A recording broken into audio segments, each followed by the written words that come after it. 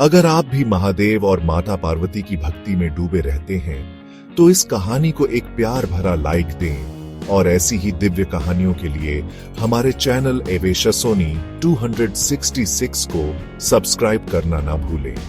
आपका समर्थन ही हमारी अगली भक्ति यात्रा की प्रेरणा है। और अब चलिए चलते हैं कैलाश पर्वत की उन शांत वादियों में, जहां एक दिन माता पार्वती ने भगवान शिव से एक प्रश्न पूछा। कुछ क्षणों की मौन शांति के बाद पार्वती जी ने कोमल स्वर में पूछा, स्वामी, जब कोई मनुष्य विपत्तियों से घिरा हो, अकेला हो, भूखा प्यासा हो, तब भी अगर वह आपकी भक्ति करता रहे तो क्या वही सच्चा भक्त कहलाता है? भगवान शिव ने मुस्कुराते हुए आंखें खोली। उनके नेत्रों में अपार करुणा थी। देवी, वे बोले, जहां कुछ नहीं होता वहां जो देता है वही सच्चा भक्त होता है। आओ, आज मैं तुम्हें एक ऐसी ही भक्त की कथा सुनाता हूं जिसने मुझे बिना मांगे सब अर्पित किया। बहुत समय पहले एक गांव की छोर पर सरस्वती नाम की एक वृद्धा अकेली रहा करती थी।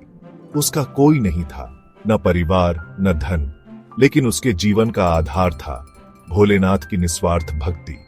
हर सुबह वह जंगल से लकड़ियां काटती, बेचती और जो थोड़े से पैसे मिलते उससे एक लोटा जल खरीदती।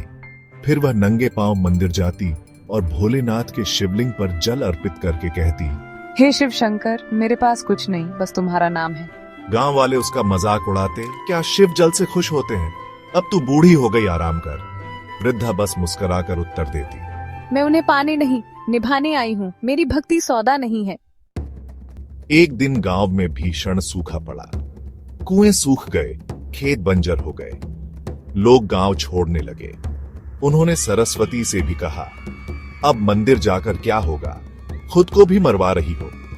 पर सरस्वती ने कहा, जब तक ये तन चल रहा है मैं शिव को जल अर्पित करती रहूंगी, चाहे वह जल मेरे आंसू ही क्यों न हो। अब वह अपनी प्यास के जल को भी शिवलिंग पर चढ़ा देती। ऐसी थी उसकी भक्ति। एक रात जब पूरा गांव सो रहा था, मंदिर के शिवलिंग से जल बहने लगा। अगली सुबह सरस्वती के टूटी फूटी झोपड़ी के पास मीठे जल का एक स्रोत फूट पड़ा।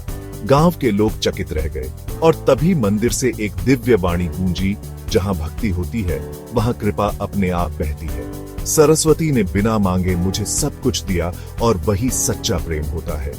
गांव वाले दौड़कर आए, सरस्वती के चरणों में झुके और कहा, हमें क्षमा करें, हमें आपकी श्रद्धा को समझने में देर लग गई। उस दिन से गांव में हर सुबह शिव को जल चढ़ाया जाने लगा। वह गांव अब श्रद्धा ग्राम के नाम से जाना जाने लगा।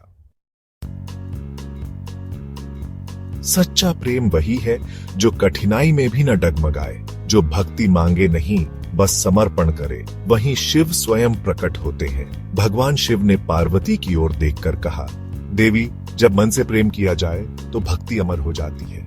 माता पार्वती की आंखें श्रद्धा से भर आईं। तो यही थी आज की कथा, एक ऐसी भक्ति जो न शर्तों से बंधी थी न किसी दिखावे से।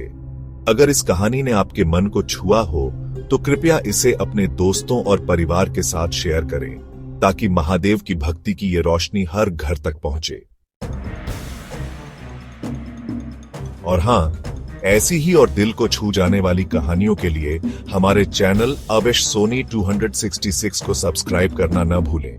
आपका एक लाइक, कमेंट और सब्सक्राइब हमारी अगली कथा की शक्ति बनता है। हर हर महादेव। जय शिव शंकर।